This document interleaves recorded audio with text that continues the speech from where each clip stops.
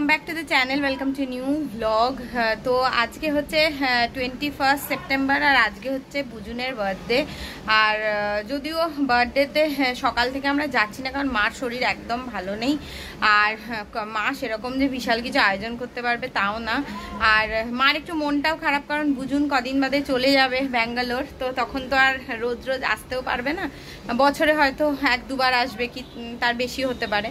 তো অনেকদিন একটানা ছিল, তো যার জন্য মার একটুখানি মনটা খারাপ করছে।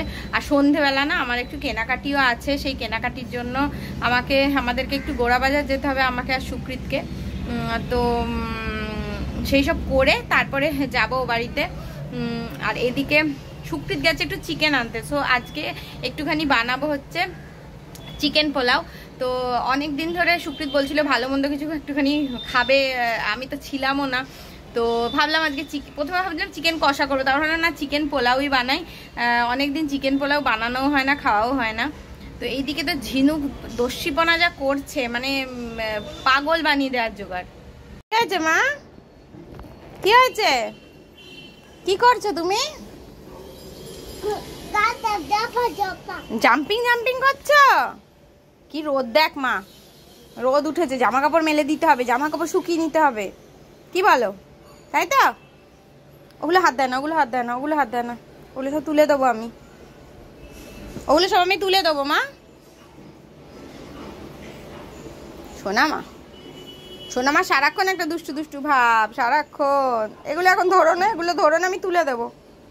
কি রোদ দেখ, ভীষণ গরম পড়েছে। তো সুকৃত চিকেন নিয়ে চলে এসছে, চিকেন নিয়ে চলে এসেই ও মিটিংয়ে বসে গেছে। হ্যাঁ, তো আজকে তো মহালয়া, তো মহালয়ার দিন, শুভ মহালয়া সেটা বলাই হয়নি। মহালয়া যে আমরা সকালে শুনতে পেরেছি তা নয়, কারণ এমনি ঘুমোতে ঘুমোতে অনেক লেট হয়, উঠতে পারিনি। তো সকালবেলা ঘুম থেকে ওঠার পরে ইউটিউবে চালিয়েছিলাম, একটুখানি মহালয়া শুনলাম, ভাল লাগলো বেশ। তো আর সুকৃতের তো আজকে ছুটি নেই, সুকৃত মিটিং শুরু করে দিয়েছে, মানে বাজার টাজার করে বাড়িতে এসেও মিটিং শুরু করে দিয়েছে। আর আমি এবার যাব চিকেন পোলাও রান্না করতে, সঙ্গে ঝিনুকের আর কি মাংসের ঝোল করব, মানে স্টু মতন করব, ভাত দিয়ে খাবে, এইসবই প্ল্যান রয়েছে আজকে। চলে এসেছি চিকেন পোলাও করতে। তো চিকেন পোলাও করার জন্য প্রথমে পেঁয়াজটা একটুখানি ভেজে নিচ্ছি, আর তার মধ্যে টমেটোটা দিয়ে দিলাম পেঁয়াজটা ভাজা হলে। তো টমেটোটা দিয়ে একটুখানি ভেজে নেব, আর টমেটোটা যাতে সেদ্ধ হয় এর মধ্যে একটু নুন দিয়ে দেবো, তাহলে টমেটোটা না তাড়াতাড়ি গলে যাবে। তো ওর জন্য আমি না সবসময় টমেটো যখন ভাজি তার মধ্যে একটুখানি নুন সবসময় দিয়ে নিই। তো একটুখানি এবার চাপা দিয়ে দিলাম, টমেটোটা তাড়াতাড়ি গলে যাবে। তো এবার দেখুন টমেটোটা গলে গেছে, একটুখানি খুন্তি দিয়ে চেপে চেপে দেখে নিলেই বোঝা যাচ্ছে যে টমেটোটা গলে গেছে।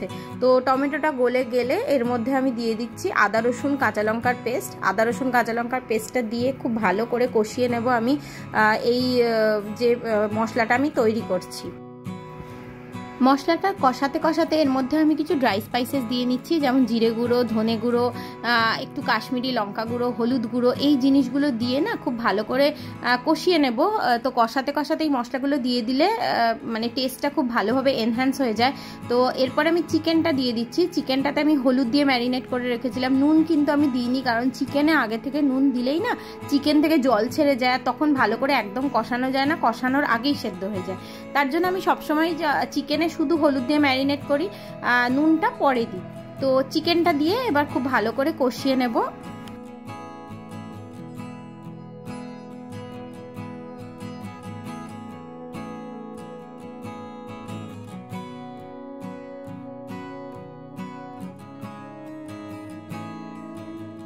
চিকেনটা একটু মোটামুটি কষানো হয়ে গেলে এর মধ্যে আমি দিয়ে দিচ্ছি টক দই।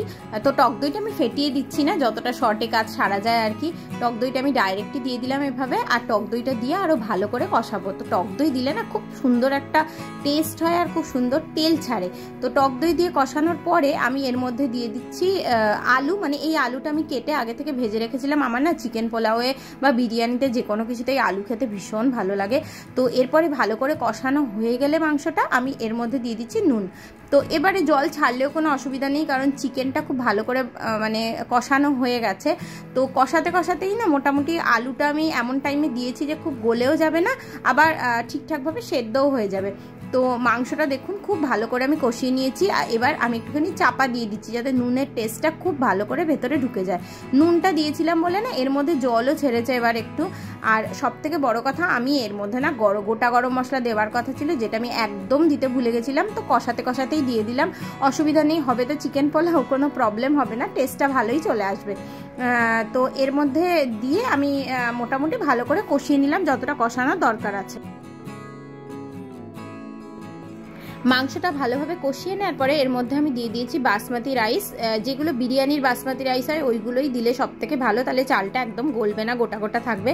তো দিয়ে আমি খুব ভালো করে এটাকে নাড়াচাড়া করে নেব, মানে চালটাকেও একটু ভালো করে মাংসের সঙ্গে নাড়াচাড়া করে নিলে তবে চালের মধ্যে না মাংসের ফ্লেভারটা খুব ভালো করে ঢুকবে। তো এরপরে আমি নাড়াচাড়া করে নেওয়ার পরে এর মধ্যে আমি দিয়ে দিচ্ছি গরম জল। গরম জলটা আমি আর একটা বাটিতে গরম করে নিচ্ছি। তো গরম করে নিয়ে আমি এটা মাংসের ভেতরে দিয়ে দেবো।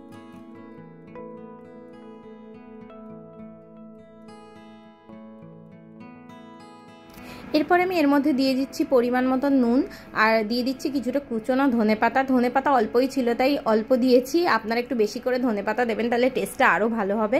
আর এর মধ্যে দিয়েছি কিছু স্লিটেড গ্রিন চিলি, কারণ কাঁচা লঙ্কাটা আমি একটু কমই দিয়েছি, কারণ কতটা ঝাল হবে বুঝতে পারছিলাম না, তো তাই স্লিটেড গ্রিন চিলি দিয়ে দিয়েছি। সুকৃতে একটু ঝাল খায়, ওর যদি দরকার হয় ও খেয়ে নেবে, ওই কাঁচা লঙ্কাটা দিয়ে খেতে ওর ভালো লাগবে। আর এর মধ্যে দিয়ে দিয়েছি 1 চামচ মতন ঘি। তো আজকে আমাদের হচ্ছে চিকেন পোলাওয়ের লুকটা হয়েছে এরকম। আমার তো আর দেখানোই হয়নি, মানে এত ব্যস্ত ছিলাম। শশা নেই বলে স্যালাডে শুধু পেঁয়াজ, কাঁচা পেঁয়াজ। এটা আমাদের চিকেন পোলাওয়ের লুক। ভেবেছিলাম চিকেন কষা করবো, সেখান থেকে গেলে চিকেন পোলাও। আজকের ভাত রেখে দিতে হবে, বলো কেমন হয়েছে? ভালো হয়েছে। আর তার সাথে রায়তাও দইও খুব কম ছিল, সেইটাই রায়তা হয়েছে, আমি আনতে বলতে ভুলে গেছি। ভালো হয়েছে।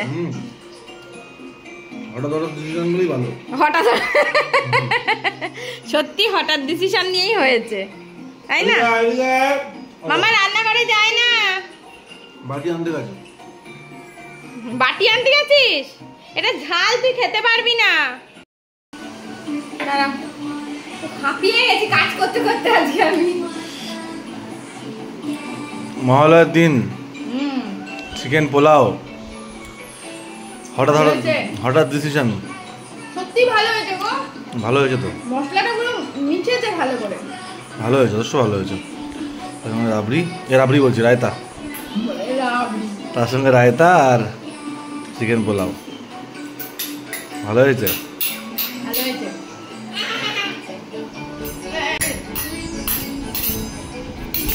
ঝিনুককে মার কাছে হ্যান্ড ওভার করে আমরা একটু যাচ্ছি গোড়া বাজারে একটু কেনাকাটি করতে।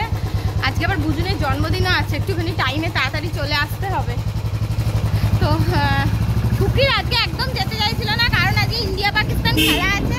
কিন্তু আজকে যদি না যাই আমাদের আর হবে না, পুজোর আর মতো হাতে গোনা 2-3 দিন বাকি আছে, আর কবে হবে।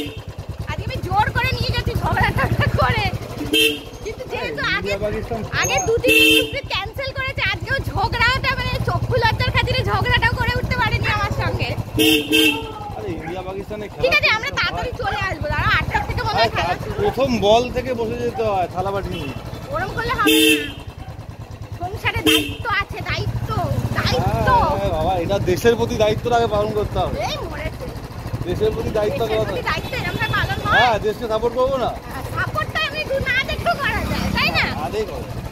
না জোক সাপোর্ট। তবে আমরা তাড়াতাড়ি ফিরে আসবো, আজকে না বেরোলে হতো না, নাহলে আমি ওকে বেরোনোর জন্য বলতাম না। আজকে লাস্ট, মানে রবিবার, আজকে সানডে, আজকে বেরোলেই হবে, আজকে না বেরোলে না এটা হতো না। একটা শাড়ি কেনার ছিল, তো এতগুলো শাড়ির মধ্যে একটা শাড়ি কেনা মিস হয়ে গেছিলো, তো সেই একটা শাড়ি কিনতেই আমি চলে এসেছিলাম গোড়াবাজারে যশোদা বস্ত্রালয়তে। তো এই যশোদার থেকেই তো আমরা সমস্ত শাড়ি কিনি, যারা আমার ব্লগ দেখেন তারা অবশ্যই জানবেন। তো এখানকার কালেকশান সত্যি খুব ভালো হয়। তো একটা শাড়ি কিনলাম, আর এইদিকে বাচ্চাদের কাউন্টারে এসেছি মাম্বোর জন্য একটা জামা কিনতে। তো ওর জামাটাও কেনা হয়নি, কারণ ঝিনুক অসুস্থ হয়ে গেল তখন, যার জন্য প্রায় একটা সপ্তাহ কোনো রকমভাবে আমি বেরোই বেরোইনি।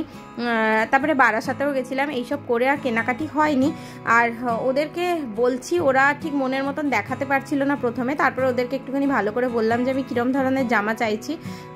তো সেই জন্য অনেকটা সময় গেল। আর এত ভিড় না, এই দিকটাতে আমি একদম সাইড করে দাঁড়িয়েছি যাতে একটু ভিড়টা অ্যাভয়েড করে যায়। বাচ্চাদের কাউন্টারে প্রচণ্ড ভিড়, মানে আমি একটুখানি তো ওয়েটই করছিলাম যাতে মানে ভিড়টাকে অ্যাভয়েড করতে পারি। এরপরে চলে এসেছিলাম আমার গোড়া বাজারেই পাল বেডিং স্টোর্স আছে সেখানে। তো পাল বেডিং স্টোর্স থেকেই আমি মোটামুটি সমস্ত বেডশিট কিনি। মোটামুটি কোভিডের পর থেকে এখান থেকেই কিনছি, তার কারণ কোভিডের সময় আমি অনলাইনে কিনেছিলাম অনেকগুলো বেডশিট। আর এই দিকে সুকৃত সেই ইন্ডিয়া পাকিস্তানের খেলা মোবাইলে দেখে যাচ্ছে। কেনাকাটি করে আমরা চলে এসেছি, মানে আমার শ্বশুরবাড়িতে এসেছি। তো সুকৃত যে তাড়াহুড়ো করছে, আমি আর বাইরে আর কোনো ব্লগ করিনি, সোজা একদম বাইকে করে বাড়ি চলেছি, নাহলে খ্যাকর করতো একদম। এই যে খেলা দেখছে একজন, মন খারাপ, ক্যাচ মিস হয়ে গেছে, 9টা বেজে গেছে। আমাকে বলেছিল তাড়াতাড়ি বাড়ি ঢুকবো। একটু তো কেনাকাটি করতে একটু তো মিনিমাম একটা টাইম লাগে না, সেই সব কেনাকাটি করে এখন আমরা বাড়ি ফিরেছি। দেখি গিয়ে আমার তিনি কি করছেন। মামা কার বার্থডে? কার বার্থডে বলো? কাকার বার্থডে। তা তুমি কেকের মধ্যে খাবলা বসিয়ে দিলে কেন? তুমি কেকের মধ্যে খাবলা বসিয়ে, এই কেকটা বুজুনের একটা বন্ধু পাঠিয়েছে, তাই আমরা আজকে কেক আনিনি। বুজুনের অন্য গিফট পাওনা আছে। বাবা এসো। Happy birthday to you, happy birthday to you. হাততালি দাও। Happy birthday dear Bujun. কাকাইকে খাইয়ে দাও। Happy birthday to you. কাকাইকে খাও, কাকাইকে খাও। না কাকাই কাকাই কাকাই না, ঠিক আছে ঠিক আছে, কাকাইকে খাও, কাকাইকে খাও। আচ্ছা কাকাইকে একটু খাওয়াও। না না খা বুঝুন, খা খা খা। খেতে ইচ্ছা করছে, খা খা খা দেখছে।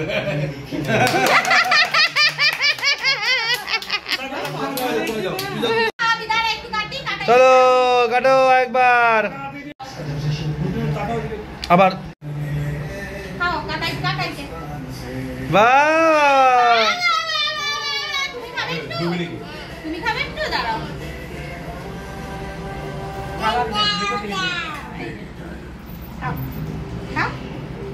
বাহ বাহ বাহ বাহ বাহ,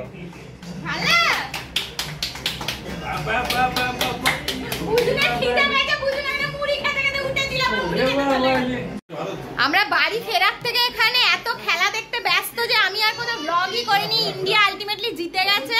পুরো খেলাটা দেখার পরে এবার আমরা বাড়ি যাবো। এই যে সবাই বসে বসে এখানে খেলা দেখছে। সুকৃত দেখছিল, সুকৃত উঠে গেছে।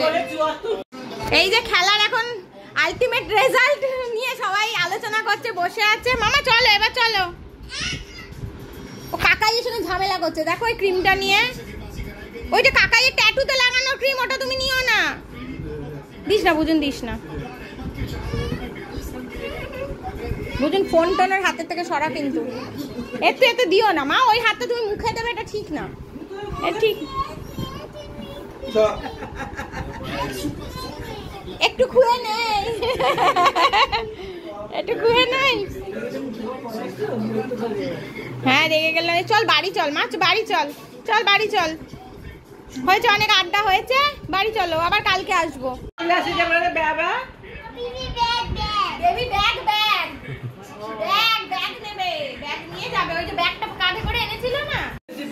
মামা নোজ কই? নোজ নোজ দিয়ে আবার সর্দি বেরোচ্ছে। এই সব ওষুধ খাওয়া আজকেই খাইনি। না না না, ওকে ডাক্তারবাবু জানো তো ক্রিজেমটা 30 দিন খাওয়াতে বলেছিল। মামকে একটুখানি একটা মুয়া দিয়ে দাও। মা মামকে একটা মুয়া দিয়ে দাও, এটা মুয়া দাও, মুয়া দাও মামকে গালে গালে গালে। না আর কেক খাবে না, চলো। তোমার খুব মিষ্টি খাওয়ার নেশা হয়েছে। একদম নয়, এত মিষ্টি খাওয়া ভালো না। ওকে নামাও নামাও, আমি হাত ধরে আছি। নামাও না নিচে, আমি ধরে আছি তো, কিচ্ছু হবে না। না না আমি আছি তো। বউ দূরে থাকো, বউ থেকে দূরে থাকতে হয়, বুঝেছ?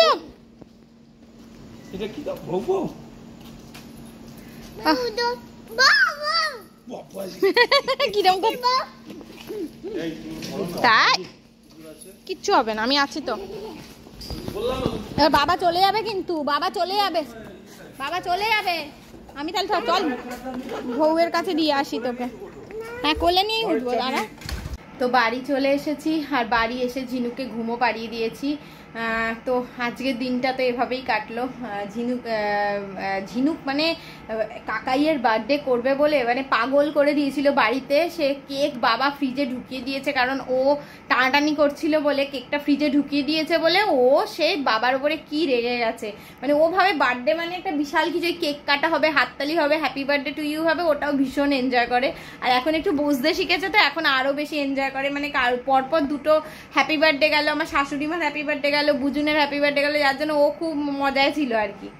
তো তারপরে বাড়ি এসে আমরা ঘুম পাড়িয়ে দিয়েছি ওকে, আমরাও খেয়ে এসেছি।